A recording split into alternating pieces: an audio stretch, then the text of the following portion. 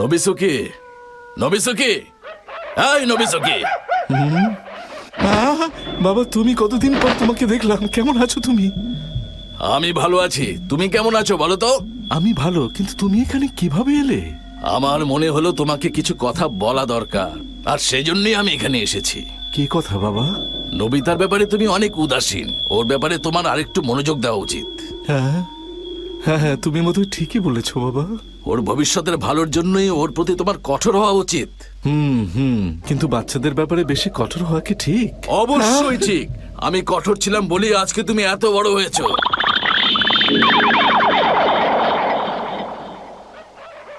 হ্যাঁ বাবা, আমি বুঝতে পেরেছি। নবিতাকে আসলেই আমার একটু শাসন করা উচিত। কি বলছো এসব? হ্যাঁ, আমি সত্যি বলছি। বাবা আমাকে স্বপ্নের মধ্যে দেখা দিয়েছিলেন। তার মানে তিনি বলেছিলেন তোমাকে নবিতার ব্যাপারে আরেকটু সচেতন হওয়া উচিত, তাকে আরেকটু শাসনে রাখা উচিত। হ্যাঁ, উনি একদম ঠিক কথা বলেছেন, ওনার সাথে আমি পুরোপুরি একমত। তুমিও তাহলে একই কথা বলছো? বাবা, আমার একটা কমিক্স বই পছন্দ হয়েছে, আমাকে একটু কিনে দাও না প্লিজ। এসব ফালতু কমিক বই পড়া বাদ দিয়ে একটু পড়াশোনায় মনোযোগ দাও। এরপর যদি তুমি পরীক্ষা খারাপ করো, আমি তোমার সব কমিক বই ফেলে দিব। যাও, পড়তে বসো, যাও। বাবা এরকম রেগে গেল কি হলো, আবার দাঁড়িয়ে আছো কেন? যাও, পড়তে বসো। কিন্তু বাবাকে তো কখনো আমি এরকম ডাকতে দেখিনি। হ্যাঁ, আমিও তো অবাক হয়েছি, বাবা তো কখনো এরকম করেন না। এই নবিতা, চলো আমরা বাইরে গিয়ে খেলি। কিন্তু বাইরে তো অনেক ঠান্ডা। খেললে ঠান্ডা লাগবে না, আসো।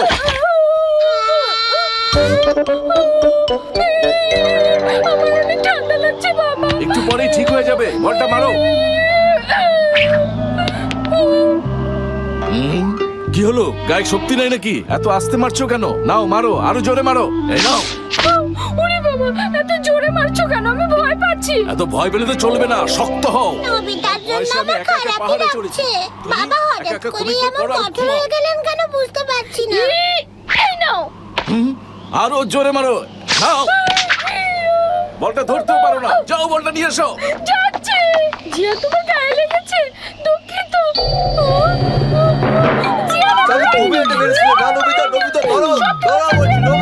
বাবা মেরেছে। জিয়ান আমাকে মেরেছে। জিয়ান মারলো আর তুমি দাঁড়িয়ে দাঁড়িয়ে মার খেলে কিছুই করতে পারলে না। মেরে এত মাথা ফুলিয়ে দিয়েছে।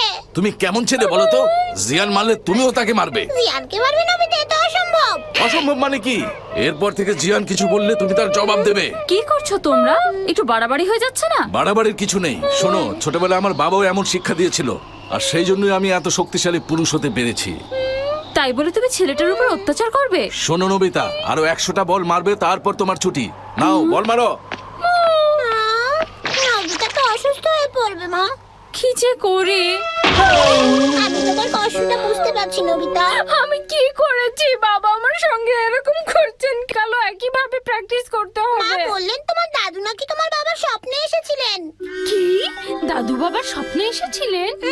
আর তিনি তোমার বাবাকে বলেছেন তোমার প্রতি আরেকটু কঠোর হতে। হ্যাঁ, দাদুকে কে বলেছে বাবার স্বপ্নে এসে আমাকে শাসন করার কথা বলতে? আচ্ছা নবিতা, তোমার দাদু কেমন মানুষ ছিলেন? আমি ঠিক জানি না, আমার জন্ম হওয়ার অনেক আগেই তিনি মারা গেছেন। তোমার বাবার বাবা, তাই তো? চলো ওনার সাথে দেখা করে আসি। ডোরেমন, চলো আমরা সেই সময়টাতে ফিরে যাই যখন বাবা আমার সমান ছিলেন। চলো। এটা আমাদের বাড়ি? ও, বুঝতে পেরেছি, এটা আমাদের আগের বাড়ি। কিন্তু ডোরেমন, বাবা আর দাদুকে তো কোথাও দেখতে পাচ্ছি না। কোথায় লুকিয়েছো তুমি? তুমি ভেবেছো তোমাকে খুঁজে পাবো না? দাঁড়াও, এই বেরো, বেরো। আমি দুঃখিত বাবা। ভেবে এসো বলছি। ওই তো বাবা। আসছি। আবার শুরু করো। দাঁড়িয়ে আছো কেন? মারো আমাকে। এখানে অনেক ঠান্ডা, আমার হাত পা জমে যাচ্ছে বাবা। বোকার মতো কথা বলো না বলছি। তুমি যদি তোমার শরীরটাকে ঠিক মতো তৈরি করতে পারো, তাহলে ঠান্ডা গরম কিছুই লাগবে না। নাও।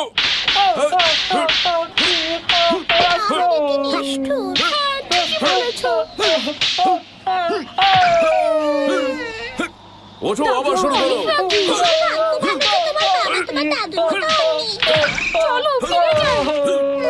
আজকের মতো শুধু এটুকুই, কালকে সকালে আবার তৈরি থেকো।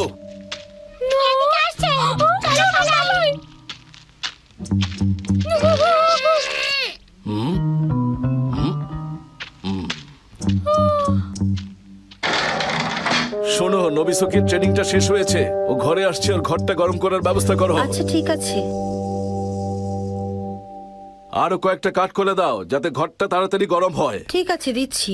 আরে ওই তো দাদিমা, দেখো দাদিমাকে দেখতে কি সুন্দর লাগছে ডোরেমন। কি বললে? তুমি কমিক বই কিনতে চাও? অসম্ভব, এসব ফালতু জিনিস কেনার জন্য তোমাকে আমি টাকা দেব না। কিন্তু আমার বন্ধুদের সবারই কমিক বই আছে, শুধু আমার কাছেই একটাও নেই। বাচ্চারা কমিক বই কিনতে চাইবে, এটাই তো স্বাভাবিক। তুমি এরকম করছো কেন? ওকে কিছু টাকা দাও না, ও একটা কমিক বই কিনুক। দেখেছো ডোরেমন, দাদিমা কত ভালো ছিলেন। উনি নিশ্চয়ই বাবার কষ্টটা বুঝতে পেরেছিলেন। অন্যরা পড়লে তোমারও পড়তে হবে নাকি? তুমি তোমার মতো হও।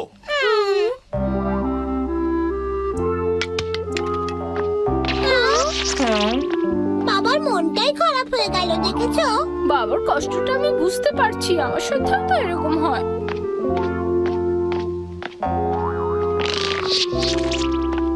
না না বাবা, আমি আর ওকে বই দিতে পারবো না। ওই নবিসুকি, তুমি নিজে একটা বই কিনে নিতে পারো না?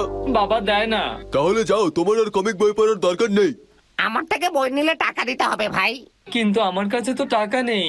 তাহলে তুমি এখান থেকে দূর হও, তোমাকে আমরা আমাদের কমিক বই কখনোই পড়তে দেবো না, বুঝেছো? হ্যাঁ যাও, দূর হও এখান থেকে, যাও। কি রে, তুমি দাঁড়িয়ে আছো? বুঝতে পেরেছি তোমাকে না মানার কোনো শিক্ষক নয়, যাও, যাও। তুমি তো তোমার বাবার মতোই হয়েছো, তোমার বাবাও তো অনেক দুর্বল ছিলেন।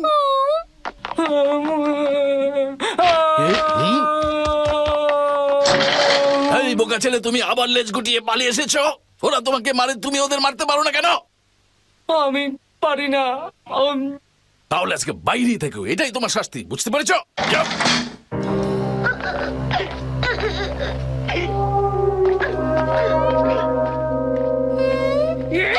আমার মেজাজ গরম হয়ে যাচ্ছে। বাবা ওদের সঙ্গে শক্তিতে কিভাবে পারবে বলো? তুমি ভালো বলতে পারবে। আমি দাদুকে গিয়ে বলছি। নবিতা দাঁড়াও।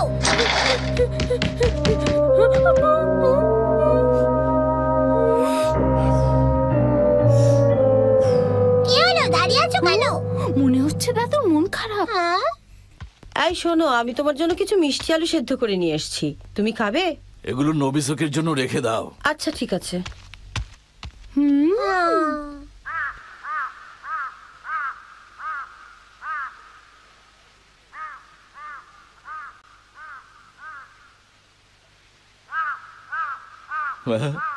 নবিসকি এখনো বাসায় আসলো না, কোথায় গেল বলো তো? আমার মনে হয় আমাদের একবার ওকে গিয়ে খোঁজা উচিত।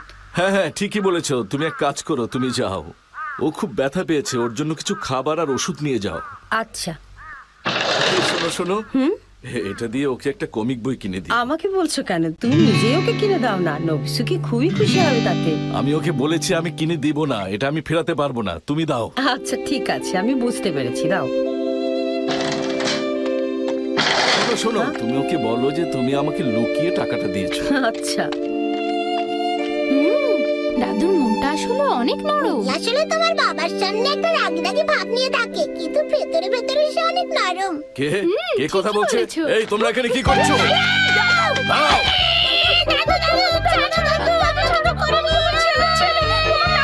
আমাকে কি তোমরা বোকা পেয়েছো? আমার বাসায় চুরি করতে এসে আমাকে আবোল তাবোল বোঝাচ্ছ? এই যে দেখুন। আরে, এটা তো আমার ছেলে নবিসুকি। তুমি তাহলে নবিসুকির ছেলে, তার মানে তুমি আমার নাতি। হ্যাঁ, আর তুমি হলে আমার দাদু। তুমি সত্যি বলছো তো? অবশ্য তোমার চোখ দেখে বোঝা যাচ্ছে তুমি সত্যিই বলছো। আরে, তুমি তো দেখতে আমার ছেলে নবিসুকির মতোই হয়েছো। আর বাবা তোমার মতো হয়েছে। আচ্ছা, তাই নাকি? তাহলে তো ভালো। আসো, তোমরা ঘরে আসো, তোমাদেরকে অনেক ক্লান্ত দেখাচ্ছে। সারাদিন কিছু খাইনি, আমাদের অনেক খিদে পেয়েছে। কে?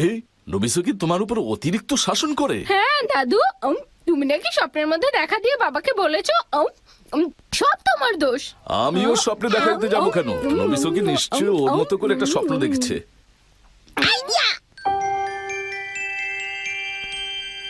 নবিসুকি, তাই নবিসুকি।